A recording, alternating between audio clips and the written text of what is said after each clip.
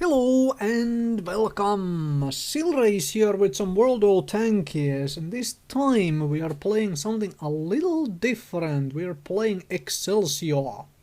This is the new Tundra map, the reworked Tundra, which I feel is a bit better now. Though I'm still going into the same passageway here with this Excelsior thing.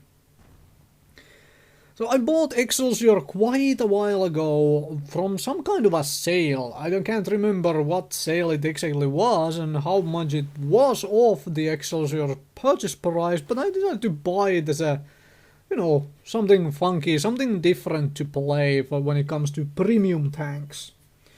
As far as the tank itself goes in the gameplay in the game, let's just be honest, it doesn't have overly a lot going for it.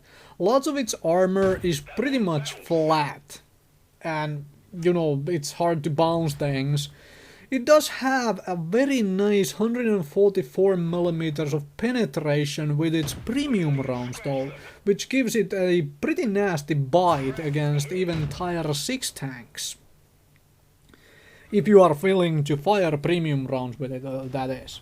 It also has very funny armor profile in the way that the rear and front armors are almost as tough, but the side armor is almost non-existent, so you don't want to expose your sides at all. It is better to drive this thing backwards than to, peekaboo around the corner and show your side. The tank itself, in real life, never saw actual production. Because it was a design which was, brought to light simply because of some problems arising with the Churchill tanks. And, it was a design, but the project was simply dropped and the tank wasn't ever produced in any numbers, at all. However, it does exist in World of Tanks, which makes it a little funky to have it here. And hello Matilda! So Matilda is a well-armored piece of machine, and we will just, reload on some premium rounds here to ensure that we deal with the Matilda. Because Matilda can penetrate us very easily. It has a really, doesn't have a punchy gun, and oh, sorry about that, but please don't try to rush past me here because it doesn't have room to go. Anyway, Matilda, very rapid firing, high penetration weapon. Let's bounce some shells on this Churchill one, and obviously the Churchill one decides to start shooting at us because it cannot damage the KV-1 anyways. Well, it actually can damage the KV-1 pretty well, but somehow we are easier target.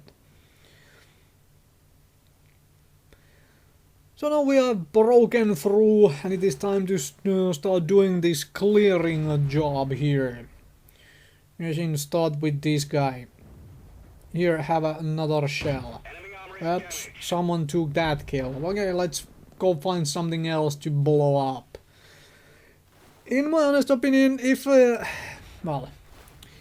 not an if, but when you manage to do around 1,000 damage a game with this damn thing, you're having a pretty good game, because it just doesn't have a lot of going for it. Comparing to the Churchill tanks though, it is a bit more flexible. It has some speed. I'm going to show that off in the second replay in this video, once we are done with clearing the Tundra up. The majority of the enemy tanks have been dealt with and don't have sight on the KV-1 and the Chinu, which are hiding over there, so let's go find the artillery. This thing is fast enough, as you can see on the movement forward. Not necessarily so on the turning, but moving forward. And this guy is like trying to aim and well, they're dead. So 2 more tanks to go. We've done over 1,000 damage. I'm kinda happy with that. It also means even though we fired a few premium shells at the Matilda, we are making a nice amount of profit with this tank. And it's something these tanks are pretty good for, especially if you can buy it on a sale somewhere. Buying this thing or a Churchill 3 or a T14, one of those things tends to be pretty good for money-making business, making credits, if you are willing to spend a little bit of gold on getting a premium vehicle. Also, if you need to train crews for British tanks in something else that is not a Tog 2 or Matilda Black Prince, both of those are slow machines. So this KV-1 is dead. And with that, let's move on to the second replay. This is a good replay example of flexing, of actually being able to, you know, relocate, do all that important movement business, as you will be seeing, because when you have a tank which is at least somewhat flexible, and this thing is, most of the Tier 5 tanks actually are. There are a couple exceptions, Churchill 1 being one of them, KV-1 in essence being another, tanks which lack speed, but yeah. So they can't take advantage of certain positions or go back and defend in time and such. This tank doesn't turn quite so well, but it moves pretty quickly forward. And there is the other British, you know, premium heavy tank, Matilda Black Prince, BP. And then of course there is the Tog 2, which, well, doesn't go anywhere. Because it is slow and it has Tier 2 gun, essentially. This thing actually has a gun, and basically the gun is the only... Well, this is my view of this tank. The gun is the only redeeming quality of this particular vehicle. The armor is not much to write home about, and thankfully it has premium matchmaking, because if it didn't have premium matchmaking, then facing Tier 7s with this thing, you would just be slaughtered every single time. Although it does get slaughtered going against KV-1Ss and KV-2s and even T-150s as well. So now I've driven all over the way over here. All the way over here, and it's like, I'm looking at the minimap and driving like, is there really no one here at all? What the heck? Yeah, there is no one here. It's time to go back, because if you look at the minimap, there is a Stug facing all those things coming through the bridge in the middle. This is a little unusual set of circumstances I'm facing here, so have to be going back and helping defend. Right? Because that's what a sane person in a tank capable of doing that is going to do. Obviously could try to charge into the enemy base, but I'm not quite confident that is going to win me the game. Also, don't collide with rocks, they tend to be bad for your health and whatnot. I didn't lose any health with that, but yeah. Stug is getting hammered. It is time to go hunting a T-34, and then there is that medium tank, little tank at the back too. This is where my gunnery skills, I'll blame it on my crew, are not quite on par. Yes. Really? Wait, what? Where did those two shots go? Well, the T-34 got blown up here. Now they finally found their, you know, gun controls and stopped being on a T-brake. Hello, T-46. And that is probably went back for another cup of tea. Yeah. So, only very little damage done. Killed 2 Tier 3 tanks. Doesn't look so good so far.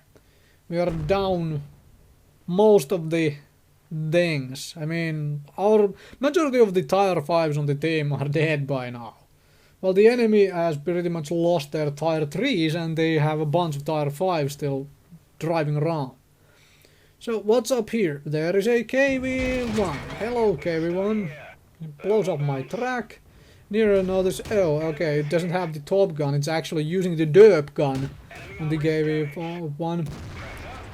So I keep my armor pointed to the, you know, front there, because I didn't know if there was someone else coming as well. Go back here to try to hide a little from the artillery. You know, like so. See? 2 shells, 2 misses. We managed to avoid them. Now we can go and do the other bad. As in, go and defend the actual base from the... well, because enemies are charging in from the north. And don't worry, this game is going to go on for a little bit longer. Because it's basically up to me and the Metal Black Prince to do the serious defending.